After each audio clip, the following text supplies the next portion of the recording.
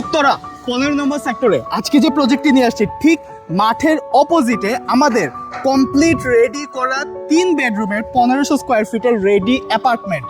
এই অ্যাপার্টমেন্ট থেকে বের হয়ে হাতের বাম দিকে গেলেই পাচ্ছেন দক্ষিণা লেক। এই রোডের মাথায় হচ্ছে লেক, যেখান থেকে আপনারা পাবেন দক্ষিণা বাতাস 24 ঘন্টা।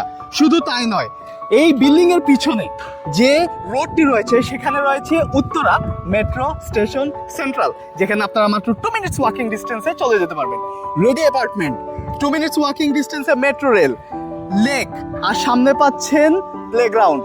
চলুন এত সুন্দর প্রজেক্টটি ভিতরটি ঘুরে আসি। আমাদের লিফট অলরেডি লাগানো আছে। আজকে একই সাথে আপনাদেরকে এত কিছু দিব আপনারা নিতে পারবেন না।